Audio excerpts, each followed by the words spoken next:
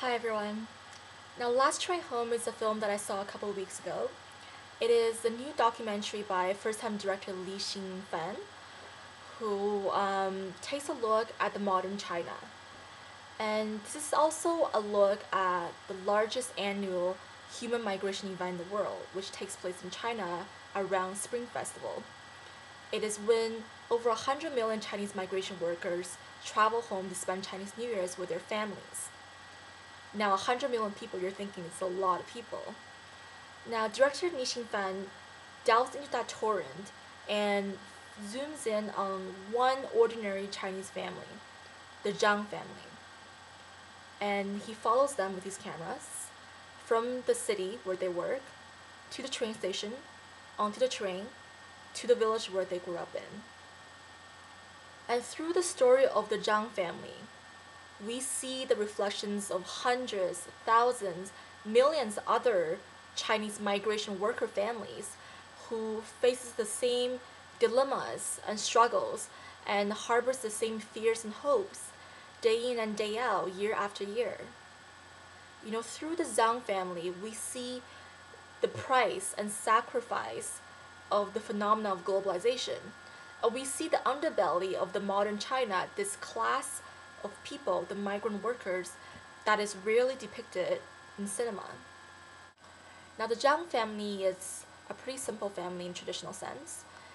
The mother Su Qing and the father Chang Hua left home in their early 20s to travel over 1,000 miles away to the coastal city of Guangzhou to work in factories. And they work long hours and they live in very bad conditions in order to save up money to send home, to support their families, and to send their kids to school. And they only get to travel home once a year to see their family. Now, meanwhile, in the villages, their daughter, Qin, who is a teenager, and their younger son, Yang, is being raised by the grandmother, who is aging and alone. And this is a common phenomenon, we're told, that it's nationwide in China, in rural villages, where the middle generation is missing. And what happens is a very interesting generational gap and conflict. In a way, the parents have to stay away in order to work to earn the money to support their children to go to school and to get better opportunities. The children, in return, don't get the guidance that they need in order to understand and appreciate these better opportunities. And the parents, in return, grow resentful of their children for not appreciating their sacrifice and not taking advantage of these opportunities. And the children, in return, grow resentful of the parents for not understanding them and for not knowing them, for being a stranger the other 364 days of the year, a voice on the telephone. And it's all just really ironic and sad and unavoidable, given the circumstance of these people. These are their lives that they have to live. They can't be in two places at once. And I thought this was a heartbreaking film. In a way, many of the themes resonate with me deeply because of coming from an immigrant family myself. But mostly they move me on a human level. Because as much as it's a film about migration, I feel that it's a film about family and love and sacrifice and teenage rebellion and dreams. All these universal themes that we can all identify with.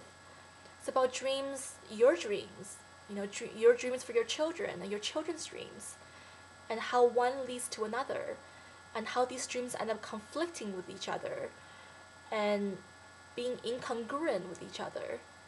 And that's what makes this film so heartbreaking. And there are times of this film where there are moments that are so riveting and dramatic that it almost seems like they were fictional, but they're not. They're a human drama unfolding in front of your eyes. And for a first-time director, Li Fan is so patient and amazingly calm and generous with his camera. He captures these small moments between people, a look in someone's eye, a flinch in their back, a moment where their guard is down, they don't realize there's cameras around.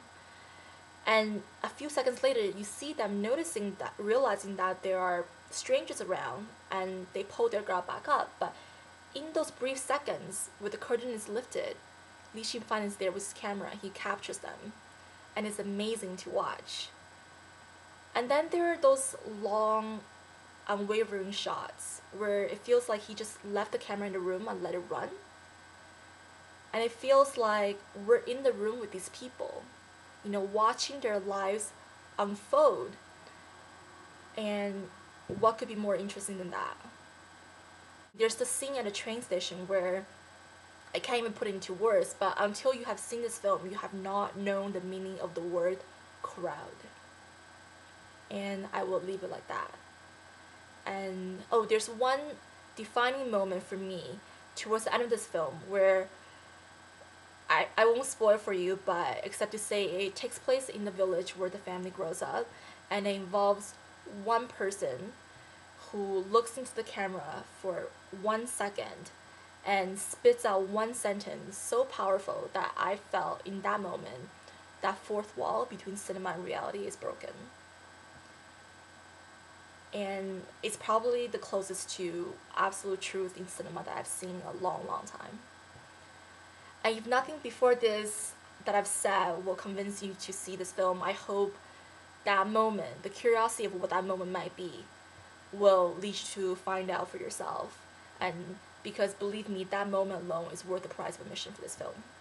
And to end it off, I guess, I find this a heartbreaking, painfully honest, revealing, human film that I just love. And I left the theater wondering, where are home for these people? The title of the film being Last Train Home. Where are home for them?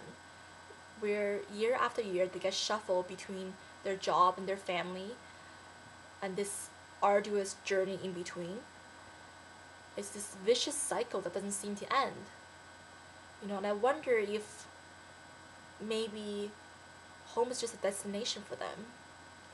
Perhaps the journey that they're on, being caught in this torrent of globalization, perhaps that's the most real thing that they know.